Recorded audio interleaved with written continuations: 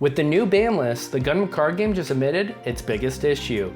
I'm gonna react to the new ban list, go over some changes I think the game could make, and why I'm hopeful for the future of the Gundam Card Game. What's up everyone, it's Garrett with Talking Cards, and today I'm talking about the ban list that the Gundam Card Game just announced last week. A lot of people have been talking about it. It's definitely the focal point of the game right now, and I think it really points to the biggest issue with the Gundam Card Game. However, before we can get into the biggest issue, I want to talk about the ban list itself, my reaction to it, and kind of what it means for the game, because it really does set up the issue, and Bandai kind of came out and spelled the current state of the game, if you will. So let's start with that ban list. So first off, we have our only banned card of this announcement, and it was Anksha. Anksha's banned. I think this is fine. I don't think it needed to be banned. I see why it was banned. In conjunction with Gun Tank, you know, Mika, Adapt. It's just, there's a lot of value there, and it feels very free. And there's not a lot of things that affect the game so strongly, right? Like when you can ping and create board presence, it's just so much value, especially in these kind of decks where we're seeing, you know, with 4 resources, I can tap them all and play, you know, 2 level 2 cost 1 units and Anksha, and potentially that Anksha could have been paired with a gun tank. So you're pinging 2 things, removing another 2 level 2 cost 1 unit most likely, and you just threw down 3 units on the board. This can create some very demanding board states where it's up to you to instantly react to your opponent that just, you know, is able to put all this down. And it creates kind of an unfun environment for most. If you're the aggro player that got, you know, really hit by today's decision, I feel for you. Most games I play aggro, and Gundam, I don't find it that much fun, to be honest. I like more of the control decision tree and like everything that can happen pretty much past, you know, 6 resources in the card game. I find the most fun. Winning before 6 resources, just, I don't think it's really that fun in Gundam. That's just me, that's just my play style. So this, I'll admit this ban didn't affect me directly, but I think it affects the Gundam card game as a whole. So Anksha banned, yeah, I don't think it needed to be hit. I understand why it was hit.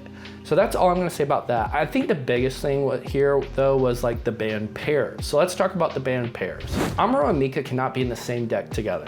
This is a direct result of Blurple. I could see this getting lifted in the future as power creep happens. I could see the Anksha ban getting lifted in the future. I don't think it's like necessarily a broken card. These are bans that I do not think are permanent. Let me start with that too, because that's important to say here. We've seen in other Bandai card games, like in One Piece, where they will lift bans over time, or like in even Fusion World, the most destructive deck they had in its, I would say, its short history was Topku, and they've lifted the bans on that even. So, I mean, there's definitely ways in the future that these cards come back or these pairings are allowed. But right now they're saying, you know, this is the best way we know how to handle it. I think that's interesting because it's really pointing at a bigger issue we're gonna get to in the future of this video. But for right now, we're just gonna talk about Amuro and Mika, and the brokenness of that combination pretty much led them to this decision. It's not even like the brokenness, because really, it's the usage rate. And these cards were so popular and so played together that, you know, Blurple became the main deck, and it was the #1 played deck at Worlds, as we know. And it just still hasn't gone anywhere. It's still like we've been playing Blurple since like really GDO 3, now GDO 4. If they didn't hit this, it would still be a thing in GDO 5. Like, so I get it. I understand why these bans were put into place, and I think they're fine. I actually think they did a good job with this ban list. I think it creates a new environment. It has made me super hyped to actually play the Gundam card game.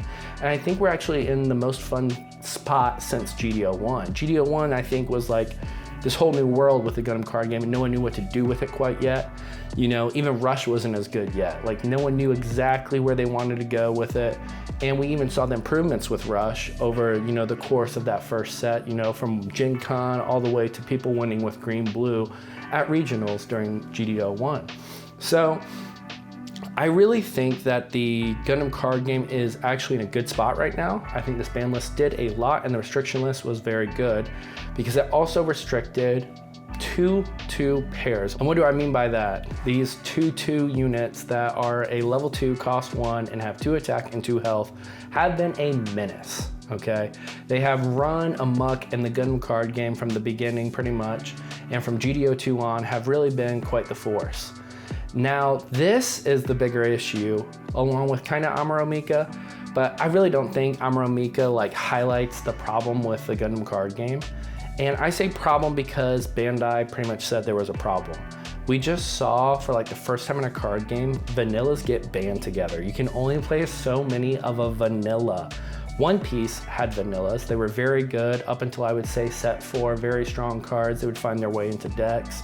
You know, in early games, vanillas are always pretty strong because the stat lines are big and people don't really know how to address it right off the bat, usually in a brand new, especially Bandai card game.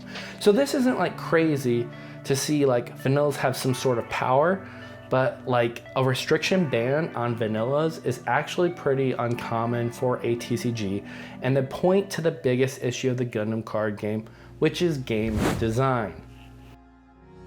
So in this announcement, they actually admitted there is a game design issue, so let's talk about it. In their words, in regards to the present game meta within which fast-paced blue-purple and blue-green decks have a strength advantage, we believe the game rules themselves may be a contributing factor, and we are looking closely at a possible fundamental rule change.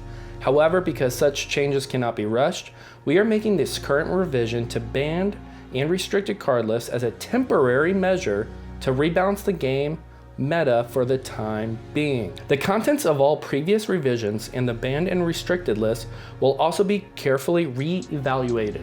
And to me, this is even bigger than the ban list. They just said, look, I think the game rules allow aggro to do stuff that other decks can't, and that it's kind of an overpowering thing, especially in its consistency, I would argue. They didn't point that out, but that's pretty much what they're saying. But this is the biggest part of this announcement. This is something that if you've watched my Gundam channel and you've watched my videos, I've been talking about this for so long. In my most recent video before this ban list, me and Ben discussed this at length with the game design. If you haven't watched that video, I highly recommend go watch this video and check out me and Ben chatting about the possible ban list at that time and the game design of the Gundam card game. I think the game design is actually pretty good, everything except how these 2-2 vanillas were able to pretty much run amok. And I don't think a pair ban fixes that. I think they should exist. The problem is they don't have a good way yet of dealing with like the aggressiveness of an early game meta. Like, blockers shouldn't necessarily always be the answer because it also creates a non-fun play style, right? And nothing about any of this ban list changes, I think, changes the skill of the game. It might create a more fun game, it creates a new interesting meta, but I don't know if the luckiness factor has decreased at all, right? Like, I would say Gundam is a game of like 60% skill, 40% luck, and that's like super unencouraging to me. That's why like I say like best of 3 is cool, but like I'm just playing more games where I could just get more unlucky. Like, and some people would say I'm even being generous, saying it's 60% skill and 40% luck. So I don't know what the answer is. I'm not the game designers. I can, however, play a game. I've played TCGs for a very long time. You know, that trophy for second at Pokemon Nats goes all the way back to 2007. So I've been playing for a long time, these card games. And I'm telling you, the way Gundam plays is just, luck is high, and that's fine. You can play a game where variance and luck is very high. You know, Union Arena, people love it for that. They say it's fun, and it can be fun. However, I think Gundam needs to skew something in the shield area department to fix the game. If you look at Bandai's other titles, in One Piece, the shields are called life, and they go to your hand, or they activate a trigger like we have at Burst in Gundam. This works because I'm getting card advantage essentially by starting to lose, and it can turn a game into my favor, or it can also help me find a card I need. In Gundam, most of the time these cards are dead. We play on average, I would say, 8 to 10 pilots, and then maybe 4 commands that have burst. So 14 of our 50 card deck may have burst plus bases. So maybe 14 to 18 we'll say. That might be generous too. So like only a quarter of our deck might have burst. So we may have a chance at maybe 1 or 2 of those in our shield area. Otherwise, they're doing nothing. And the fact that like anything for just 1 damage can take a shield stinks, because you did nothing to play out those easy vanilla units, right? Like, it's the easiest thing you can do in the game is to play them down. How you attack, how you sequence, that's of course the skill, and that's the skill to playing an aggro deck, right? That's why some aggro players are better than others, and I don't believe just anyone can jam a deck and do well. I'm not saying that. But I am saying the easiest decision you'll have to make is just playing out these units. And I do believe that's not the way they want the Gundam card game to work. Actually, I know it is, because we just got this restriction list. So I just think that's the most interesting thing here. They're saying, hey, we have a game design issue. We are working to fix it. But how do they fix it? Well, I've seen a lot of suggestions, mostly from you guys commenting on my YouTube channel. And please, on this video, comment your suggestions. But I've seen some really good suggestions, and I'm gonna, go through a few of them right here. Providence Z9496 says, having low-level base with AP should help, or shield have more HP and low AP too. Yeah, I agree that attack power on a base is something we could see in the future that could change how at least you sequence attacks. Like, okay, that has 2 attack power. Do I want this, we need to die, or do I need to attack with the Resil and leave the Resil with 1 HP because that base has 2 attack power? I think this idea is interesting and something we could see form over the Gundam card game. I think it'd be really cool for this idea of attack power on bases that had that actual ability in war to do combat. I think that would actually make a whole lot of sense too. The Great Dang TCG said, I suggested base upgrades a while back where you play it under the base like a pilot, and it gives the base additional abilities and bonuses to AP and HP. Bases in the anime have gun emplacements. Why not represent that? I think that's a good suggestion as well. Any way to boost the bases so we're getting that interaction's fine. What I don't like about the suggestion is it's a card out of hand, but I like the thought, I like the thinking. Funny enough, Furcho4529 says, Bandai should put a cap on the number of units from a certain level that you can run. Would also help with the future blocker decks that we might see. So it's almost expanding on the idea of where they kind of messed up with the level 2 cost 1 2/2 design, where we could see more restrictions like that, but only based on the level. So that's kind of interesting. I don't think they'll take that approach, because I think one of the cooler things about the Gundam card game is the way you have the ability to build decks, and I do think this would restrict from that. The Mr. Right Left 417 said, I think the main problem of the game is the super low threshold for taking a shield. This incentivizes just going wide to kill. In addition, that there are not a lot of cards to wave clear. I think the solution that could help would be increasing the HP of the EX base to 5 and the HP of each shield to 3. This way Rush gets reined in a bit more, as they would either more time or perfect hands to kill you, and that would give other types of decks the time to shine. I'm just gonna stop there because this is a long reply, but I actually agree with a lot of this. I do think there's like ways with manipulating the bases, essentially, as some other commenters have said, that could be successful in changing the game design. And one other thing I've seen about the shields that weren't in the comments, I don't believe, I might have missed it, but I've seen a lot of people talk about is do it like Digimon. Let's say a level 2 cost 1 unit attacks my shields, and a Resil comes out. The Resil then battles the GM. So the Resil would battle the GM. The Resil would go to the discard pile because he came out of my shield area. So he still, is going to go to my trash, my discard pile. And the GM would be defeated, so it would also go to the trash. I like this because then it's like, oh man, my overflowing did nothing for me, my shield. So now it brings into like, how do I design my deck enough so that, I have enough units to like kind of save me in the shields? And then do I just play high units and try to get to the end game by playing like, 4 attack units and health units and hoping they're in my shield area? Do I play more of those? It could change game design and deck building at the same time. So it would be a good way to feel better about our shield area, because right now it just doesn't do enough. Like if you don't hit a burst, it literally does nothing. So this way it has more power in doing something, and it would really factor into sequencing, right? Because like I don't want to lose certain units at certain times, so I might attack in a different order, and it could even change like sequence patterns, and that is another skill tree and another decision being implemented into the game. So I like that. Decision points add skill to games, and that's what we want. We want more decision points. We want more opportunities to, you know, make the right call or the wrong one. And how do I box my opponent into making, you know, more decisions and more chances for them to mess up even? Like those are like little things that really matter in card games that I'd like to see myself have to face more in the Gundam card game and my opponent as well, because right now the decision tree just isn't that hard in Gundam. You're not making that tough of decisions, and you're really just playing to whatever your hand gave you that you really had no control over. And not shield related, these comments also address another problem with game design, which is drawing cards. Because of the lack of draw in the Gundam card game, you don't have options to respond usually to wide boards. Like you have to rely on like inconsistent combos, like a sword strike and a Kira. You're just hoping for the best there to try to respond to this wide board on turn 4. You don't have much in the way of search before that, except in white decks like Overflowing Affection. That's your only kind of way of like filtering through your deck.